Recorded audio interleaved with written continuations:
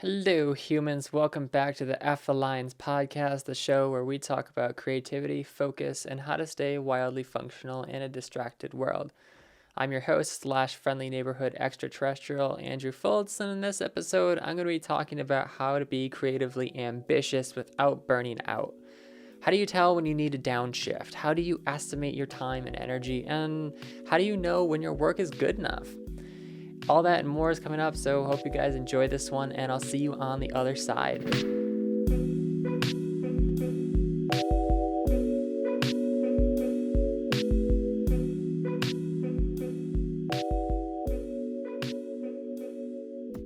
December 2019.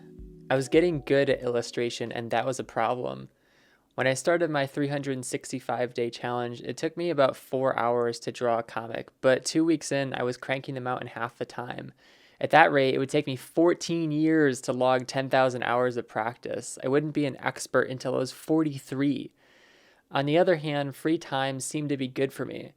After 5 years of grinding as a freelancer, I was doing nothing. I would post my comic around noon, then spend the rest of the day going for walks, reading, taking naps, and listening to music.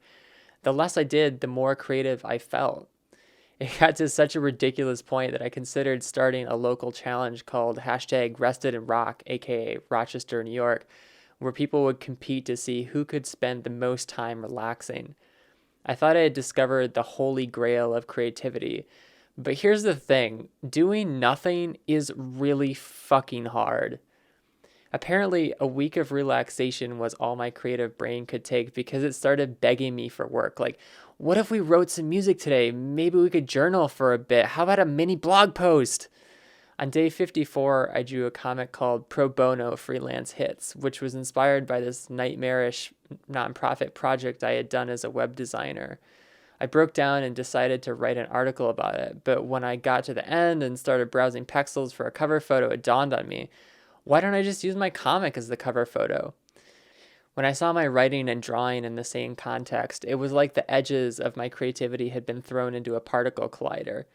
I didn't have a chance in hell at being the best illustrator in the world, but what if my one thing was actually a combination of two things? For the next few weeks, I drew a daily comic and wrote 1,000 words. My plan was to reach 10,000 hours by illustrating 2 hours a day and writing 4 hours a day. It seemed totally doable, but I was ambitious. I wanted more creative collisions. Once I got into a rhythm with drawing and writing, I decided to record a daily podcast episode based on my daily article. Then I added a daily quote, bumped my article up to 1,000 words, and started writing a piece of custom music for each new podcast episode. At the peak of my insanity, I was working 15 hours a day and posting 35 pieces of content per week. I was high on math. If I worked 16 hours a day, I could make it to 10,000 in under 2 years. To literally no one's surprise but my own, I burned out. 2 months into my challenge, it was midnight and I hadn't even started my comic. I booted up Illustrator and wrote, "Less is more." I crossed out the words "is" and "more," then hit save.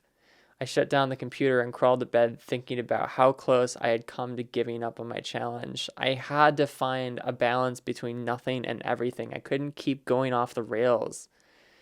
In hindsight, it was kind of ironic that I burned out on a comic called Less is More. The obvious message the obvious message from my brain was, "You're doing too much." At the same time, I felt like if I tried to starve my side passions, aka writing, music, and podcasting, they were going to eat me alive. The fix I came up with was to start grading my own work. In other words, my comic had to be an 8 out of 10 before I could move forward to writing. And this worked perfectly because I was motivated to level up, but I couldn't cut corners by posting low quality content. I've always been super stubborn about finishing work, and I'm also terrible at estimating how long things will take me. So even with my fancy grading system, I was still starting blog posts at 4 p.m. Like, I can totally write 1,000 words in an hour. The nice thing about doing the same things every day, though, is that you can easily track and calculate how long each task takes you on average. Once I got the numbers down, there was no excuse for overextending myself.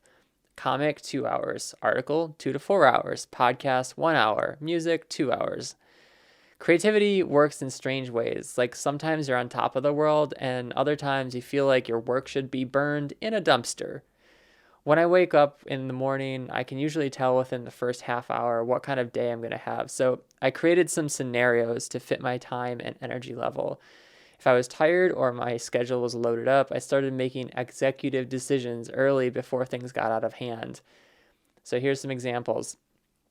Easy, aka exhausted, I just do a daily comic. Normal, aka I'm feeling okay, I do a comic plus 250 words.